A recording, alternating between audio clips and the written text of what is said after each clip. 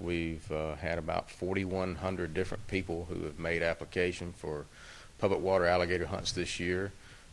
The drawing has taken place and they've been notified. They have now registered for their alligator training course that they must take in order to qualify to purchase their alligator hunting possession permits.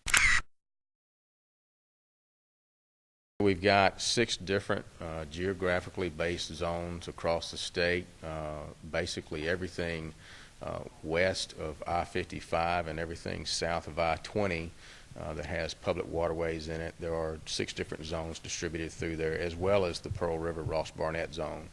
And we allow 150 permits in each of those zones. There are 60 permits in the Pearl River Ross Barnett zone. Each person that gets a permit is allowed to harvest 2 alligators at least 4 feet long. Only one of those can exceed 7 feet long. Alligators are relatively slow growing cold-blooded reptiles. They are not true hibernators. They do not hibernate during the winter, although they do go dormant. Feeding activity usually does not occur from about November till February, March, and after the temperatures have warmed up, they will begin to feed. Some misnomers are that alligators will actually help control beaver problems, and that is not necessarily true. They will feed on beaver, but they never consume them enough to actually control the population to the benefit of people. You find that most people who have beavers, it only takes 1 or 2 to really cause a nuisance problem. Also, alligators nest, build a nest usually in the months of July and August, and those eggs will incubate for about 60 days. They'll lay anywhere from 20 to 60 eggs, on average about 40, and the survival of alligators is pretty low. And the biology of alligators, due to the fact that they are so slow-lived, they do not reach sexual maturity for anywhere from 9 to 15 years.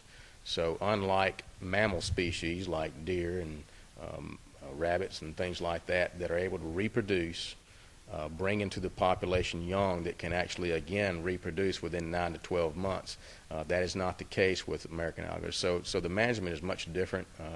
It's not anything that most people are familiar with. There's not a lot of information involved with alligators in an inland riverine type system. We are working right now with Mississippi State University with a research project. We have started radio transmitting alligators here on the upper Pearl River north of Ross Barnett Reservoir and looking at their movements, and we're hoping that that research will be beneficial to us as well as other states. We have learned through some tagging efforts that we have been conducting since 2007 that relocation of alligators is quite ineffective. We have theorized for many years that possibly alligators that are captured and removed and relocated to nearby rivers actually have a return home effect, a Lassie effect. They actually go back to where they originally were captured. And we've been able to document that on numerous occasions, and so that has kind of altered our procedures for relocations of alligators, because we know that those alligators that are relocated typically do not stay where you put them, and they'll usually try to go back to the same place or go to another location and just cause another problem.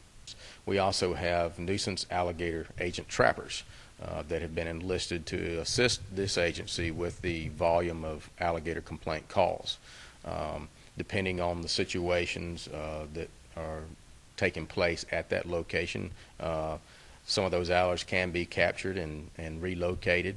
That occurs less frequently than it did in the past due to some research we have learned. But they can also be removed and harvested, and then the agent alligator trapper is allowed to commercially dispose of those alligators so that it's not just wasted and buried somewhere.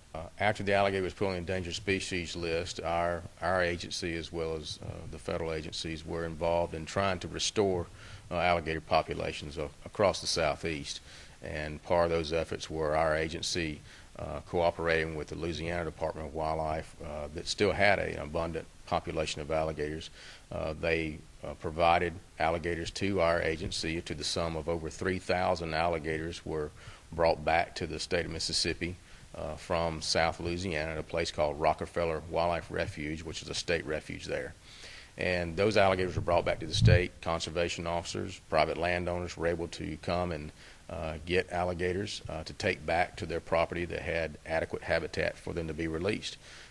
Those efforts probably are the single most contributing factor to the alligator populations rebounding to the point that they did, and that has continued. Now we've gotten to a point where alligator populations are so abundant that they could actually withstand some regulated hunting harvest. And so we have provided this opportunity to Mississippians to have an opportunity to go out and hunt alligators in a sporting, recreational opportunity. And that will actually be an assistance to the state in helping to manage those abundance of alligator populations where they exist.